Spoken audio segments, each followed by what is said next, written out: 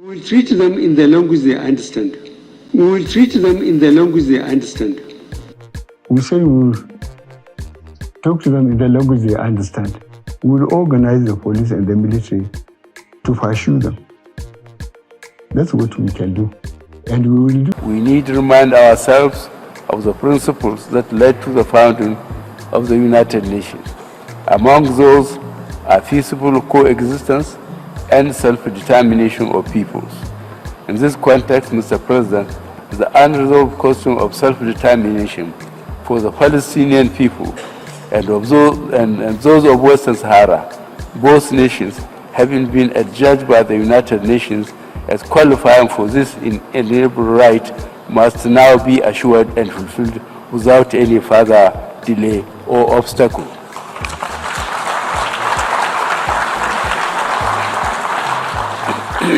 The international community has come to pin its hopes on resolving the Palestinian issue through the two-state solution, which recognizes the legitimate right of each state to exist in peace and security. The world has no more excuses or reasons to delay the implementation of the long list of Security Council resolutions on this question. Neither do we have the moral right to deny any people their freedom or condemn them indefinitely to occupation and blockade. We will govern Nigeria honestly in accordance with the Constitution. We will strive to secure the country and efficiently manage the economy. We will strive to attack poverty through broadly shared economic growth and attacking corruption through impartial application of the law. We will tolerate no religious, regional, ethnic, or gender bias in our government. We will turn Nigeria to a position of international respect through patriotic foreign policy. We will choose the best Nigerians for the right jobs.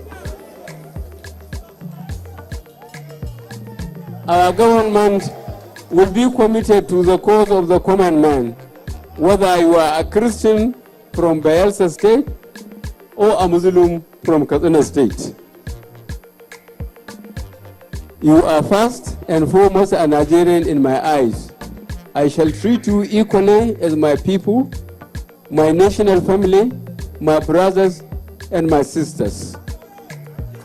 There can be no genuine love of our country without loving all its people in our diversity. An ex-Boko Haram stands having laid his arms and comes back, turns his way away from his negativity. He stands to be a president of this country. He stands to aspire to any position in this country. We are placing a bounty of 100 million naira. We are placing a bounty of 100 million naira as an offer to anyone who can produce Nnamdi Kanu alive. Please take note. Whoever can produce Nnamdi Kanu alive, hale and hearty, uninjured, for onward delivery to security agencies for his continuous prosecution. Who are the active participants whenever we have breakdown of law and order? It is the average age of 18 to 39. It is very idiotic and stupidity for us to be doing the same thing over and over and over again and expect a different result. We will continue to get the same result. But whenever we want to go for political posts, appointments, we go back to them. We know the good, we know the bad and the ugly in their category. As traditional rulers, they are the most active in our system. Let us tell ourselves the truth. They are hungry and they are angry. I repeat, they are hungry and they are very angry. Look at the raid, this very bizarre raid, midnight raid on a law-abiding citizen, which the government now says netted a number of illegal weapons, AK-47s, etc., ammunition. We're now in a situation where, of course, Igbo is saying that these weapons were not there, they were planted. Now that's one aspect. We can deal with that later on. But more important for me is the position of the government, saying that the existence of these weapons, quote-unquote existence, in Igboho's place, proved that he was planning war against the state. Now, that position, that statement, very loaded statement, was simply to conflate, deliberately to conflate issues. It was to obscure the fact that Igboho and other people, myself included, have been decrying the depredations on the lives of law-abiding citizens, farmers especially, throughout the whole nation, Benue, Kaduna, Nasarawa, etc., and saying that it's time, and not just civilians. Danjuma, at one stage, called on the people, said, don't trust the military anymore. Defend yourselves, whichever way you can. And other governors, some governors, other voices like governors, have made exactly the same statement. Now, Igboho, even if he had those weapons, he's claiming that his mission was to liberate his people from the tyranny of squatters who now become violent overlords. And he has a good cause in that sense. Testimonies of citizens, farmers especially, who have been brutalized, dehumanized by these squatters who have acknowledged and identified themselves as Fulani. Well, my advice is not even so much Igbo, but to the government, that they should stop pursuing this person as a criminal, because you have begun by acting in a criminal fashion against him. Because if and when Igbo comes to trial, I guarantee you it's the government which will be very, very embarrassed. Very embarrassed. So it's not even in the interest of the government. I think they should just tell Igbo, we made a mistake. We should not have acted in this way. You are no longer wanted. Please go back to your home. In fact, escort him to his home, quietly, and let him resume his normal life. To declare him wanted. And again, this is another issue of language. I read in some papers, Igboho is in hiding. Well, but more accurately, he's probably just gone underground, to protect himself and perhaps to be able to continue his declared struggle. I'm not talking now about the secessionist aspect of the struggle. No, I'm talking about what Igboho came out to do, and which I believe is still his mission in this nation, to protect, defend his own people, and to let the aggressors know that they are not lords of this nation or any section of it, apart from what they are constitutionally entitled to. So I think the government, it's in no interest. If you bring Igbo to trial, you're just going to get mud in your face, clearly. As far as I'm concerned, it's up to Igbo to decide. He knows what the circumstances were. He knows what happened before his people were killed. And he's the only one who can judge, who can decide for himself. I cannot advise him. Let's talk about the arrest of the leader of IPOB. How did you respond to that? Well,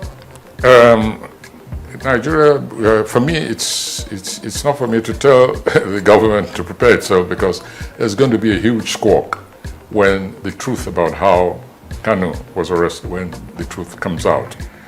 Our nation is, people are alleging this and that and that. So that's one phase, whether Nigeria has acted outside international law.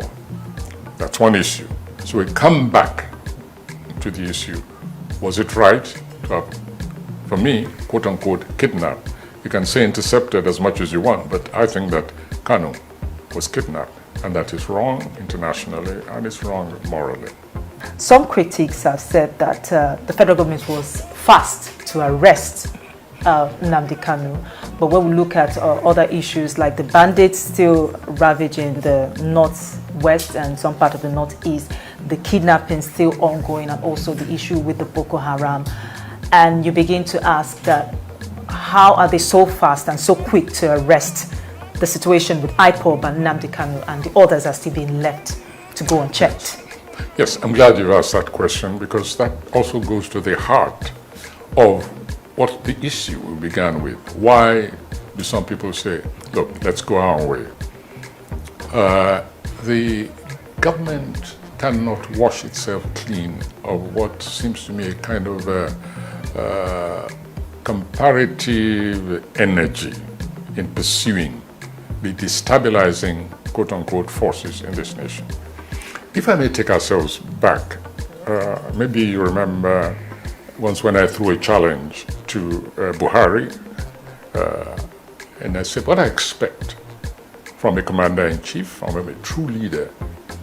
And this is, early, in the sort of the malevolent activities of these groups. I said, what I expect, now that we've identified those who are killing farmers and taking their farms, occupying their villages, is to issue an order, give a deadline, an ultimatum, say that any illegal occupant of any villages, farms, and so on is given 48 hours to quit. After which, the mightiest forces of this nation will be unleashed against them. No, it was ignored. It's because I said so. Many other people have said so in different forms. But I'm coalescing, the challenges which have been thrown to this government, say, just show leadership where it is essential. And so when years later, a head of state comes out and says, we will respond to these people in the language they understand. Now that is what I had expected him to say years ago, at the very beginning of the insurgency of the cattle people, especially as it was clear they were organized. And their leadership, the Maeti Allah, their leadership should have been arrested ages ago, long before IPOD was declared a terrorist organization. I have allied myself with those like Autumn and others who said that Maeti Allah should have been declared long before then a terrorist organization. And the evidence was there. A state governor passed a law for the protection of his own people and their productive means, their livelihood, their very dignity. And a group got up and said, if you don't rescind that law, we'll show you. You haven't seen anything yet. This is not an anonymous statement on internet. It was not fake news. The leadership of Maeti Allah actually threatened that government and have proceeded to put their money where their mouth is. Nothing has happened to them. We have not seen the same energy, the same deductive, organizational sleuthery mounted against these people. I'm not aware that even one of them has ever been called for questioning. And what did Igbo do? And they didn't even call him for questioning. They just attacked him in the middle of the night. I had participated in discussions around Chief Auwal as one of the young intellectuals from Ife, in which we had very definitively decided that the road forward for either the Yoruba or the Igbo is that the two of them must learn to work together. But nothing had come out of those discussions. In 1984, May, after I was released from detention by the military ruler Buhari, Chief Auwal invited me to Kenya and we spent a whole day together at his house. And I want you to listen to this, let everybody listen to this. Because it's a story that I need to be telling, to be standing on rooftops in Igbo land and Yoruba land and be shouting We spend the whole day, Chief Auwal, you know, usually when we meet, it's about Nigeria, and we spend the whole day talking about the prospects, the difficulties, the plan, and so on and so forth for Nigeria. And then it was time for us to go to dinner about 4:35. And as we stood and went towards the dining table, Chief Auwal stopped me and held my hand and said, Banji, there is something more I should not forget to tell you. So I stopped and looked at him, and he said, Banji,